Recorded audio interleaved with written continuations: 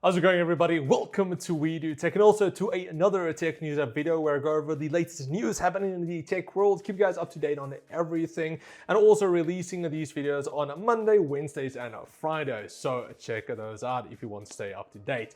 But anyway, starting off with our first topic, it seems like AMD's Zen 3 based Threadripper Pro 5995WX is a record-breaking monster. Rated users spotted the CPU on a pass mark and it beat the previous record, also from AMD, the Epic 7763 by a whopping 23%. The 5995WX has an immense 64 cores, 128 threads, and also 256 megabytes of L3 cache. The base clock speeds are only at around 2.7 gigahertz, but it can boost up to 4.5 gigahertz. The 5995WX also supports up to 8 channels of DDR4 3200 MHz memory and has 128 PCI Express 4 lanes. No PCI Express 5 yet for those. It also has a 28% performance increase over the previous Threadripper 3995WX. So that's quite a performance increase. Unfortunately, we'll never really use one here, but if you need any workstation systems, then there you go. And then next up, someone has been quite naughty again. This time it was the Hong Kong-based company XFX who produce GPUs. Although their HQ is currently based in California, the company is in a bit of hot water because they deliberately mislabeled 5,840 GPUs that they imported. It seems it was done to pay a lower tax rate, and also the total worth of GPUs was around $3 million. But what makes it even worse is that none of these GPUs was even going to go to gamers, but again is going straight into the crypto miners' hands, which is really unfortunate. It is not yet known if FXX was actually directly involved in this, but XFX has been accused of shady dealings with miners in the past. I remember about a year or two back, around 100% of their Chinese sales was directly to miners. None of it actually went into the hand of gamers. So that was just in China, not sure about the rest of the world, but I heard that was the case then. Not sure if it's better now, but it's still quite an issue. Now, something we have covered before is the rumors of the insanely high TGP or total graphics power that the 40 series GPUs might have, NVIDIA's new cards.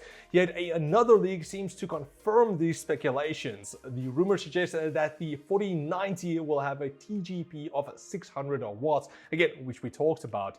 These will be powered by the new PCI Express Gen 5 power cables from NVIDIA as well. Keep in mind that the TGP is the power of the cooling included, so this might suggest that the 600 watts will be more for liquid-cooled GPUs and not necessarily for air-cooled units. But we'll just have to wait and see if it's actually all true. I believe it could also still be up to the board partners as well if they wanted to implement the new Gen 5 power connectors. I'm not sure if it's required or really needed, especially for some of the lower end cards. But again, I'm not 100% sure on this, but we'll see soon. Before we continue, just a quick message from our sponsor for the video, MSI. Are you looking for a new gaming gear, whether it's peripherals, hardware, cases, so on? Well, MSI has what you need, especially with their reasonably priced PCI Express 3 or 4 NVMe SSDs like the M390 with a solid performance at an affordable price, which we also did a build on. For the case, the Gunyear 110M might just be the perfect fit for your new build. It still has the same cool design as the 110R, but now with a mesh front that allows for increased airflow. Better yet, it's even more affordable. Now, if you're instead in need of a power supply, the MPG A850GF is ready for you with an 80+ gold rating, a 10-year warranty, being fully modular and available in 650, 750 and 850 watts. Lastly, what about peripherals? Well, the GM41 wireless is the one you should check out. Not only is it wireless, but it's also lightweight, only weighing 74 grams, uses the PAW3370 new high-end optical sensor, a battery life up to 70 hours, and it comes with a cool docking station, so you don't need to worry about cables or anything like that. Just dock it on there. So check out all of those with the link in the description below. And then next up, with Samsung's launch of the S22 out of the way, now it seems that they might be planning to launch their new mid-range budget phones from their A series lineup next. Now they haven't said which of these A series phones we will see at the event, but there are 7 phones in the lineup, so hopefully we will see the new versions of each of these 7 models. The launch event is scheduled for 10 a.m. ET on a Thursday on March the 17th, so you can check that out. Now some rumors suggest that the Galaxy A53 will only have incremental changes, along with a quad rear camera and a 32 megapixel front-facing shooter, according to a Pocket Lint. The A series phones usually pack quite a bit of a punch for the price point, and the mid-range are quite competitive, so we're quite excited to see what they will actually unveil at the event, especially with the Poco phones being so popular and so budget-friendly also. Looking forward to it. Then next up, EVs are becoming increasingly popular and have a tech that is actually pretty interesting as well. And the next one is no different. The EV we're talking about today is from a brand that you might not have heard of. I haven't either, but it's called Fisker. Now, they created a beautiful EV in 2012 called the Fisker Karma, but now at MWC 2022, they had a concept vehicle that gets help from the sun as well to charge its batteries. Now, of course, there are a lot of other cars that does that as well. The new EV is called the Fisker Ocean, and it will have 3 trims, namely the Ocean Ultra, and the Ocean Extreme. But unfortunately, no Ocean Pro and Ocean Pro Plus yet. We'll see. Now, pricing will range from $37,500 to $69,000 for the EV. Now, it's also rumored that they will have 0 to 60 speeds of 6.9 seconds for the entry-level one, and the top one will reach it in 3.6 seconds, which definitely isn't bad for a full-size SUV. It even has a center display that you can rotate a landscape or portrait mode, which is pretty interesting, but unfortunately, no hope that it will actually get it here in South Africa because we won't even be able to charge it because of the load shedding and everything going on. But I mean, we can also still hope. But electric cars are just stupidly expensive here. It's not really worth it. And then next up, Apple might have different chips for the upcoming iPhone 14. Apparently, the 14 Pro and the Pro Max will have the A16 Bionics chip, and the other models will come with the already A15 chip.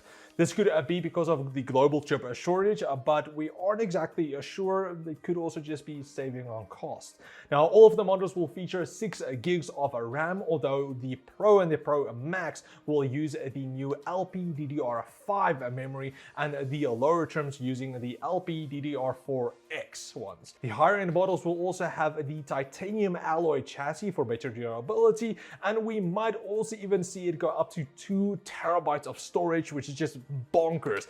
Not sure why you need to go that high for a phone storage. If you want to keep your entire life on there, then maybe, but otherwise it's a bit much. Well, maybe if you shoot 8K raw footage, then it could be useful, but otherwise, I don't know. And then next up, by now, everybody should be more than clued up on the war going on and the sanctions that are being brought down on Russia. Now, it's obvious that Russia is going to try and fight these sanctions in some way. And now the chief of Russia's space agency, or Roscosmos, has threatened to bring down the International Space Station, the ISS. The head of Roscosmos went on Telegram and voiced his opinion on the sanction posed on Russia. He basically said Roscosmos controls the trajectory of the ISS, and if the world continues with these sanctions, who is going to control the ISS? This is also not the first time he has threatened to bring down the ISS. Last month, he posted on Twitter, if you block operation with us, then who is going to save the ISS from an uncontrolled descent from orbit and then falling onto the territory of the United States or Europe? And you want somebody like that in charge. That's kind of crazy stuff.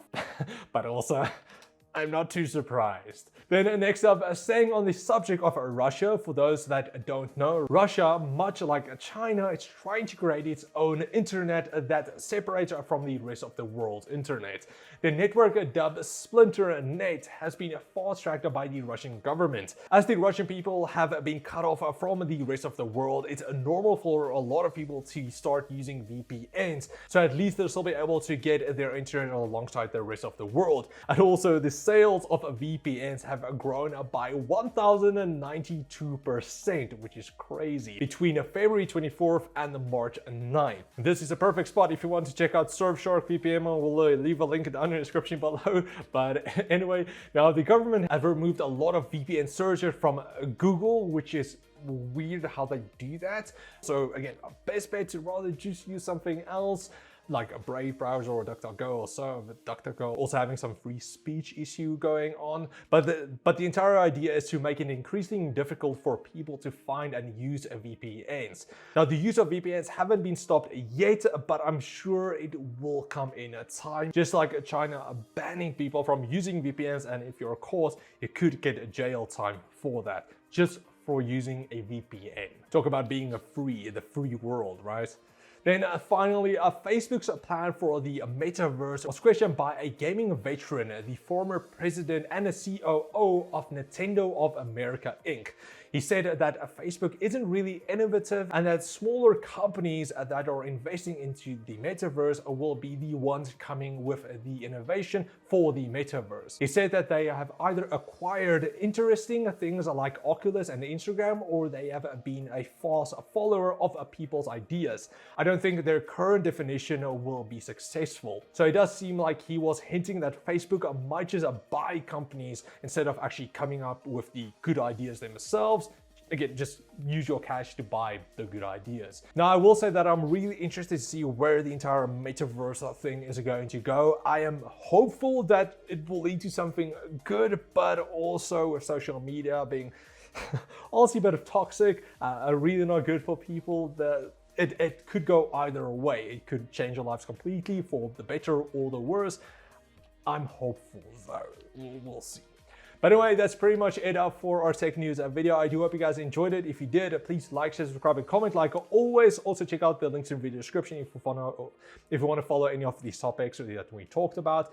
But anyway, I'll check all of you guys on Wednesday again for another tech news video. Cheers, guys.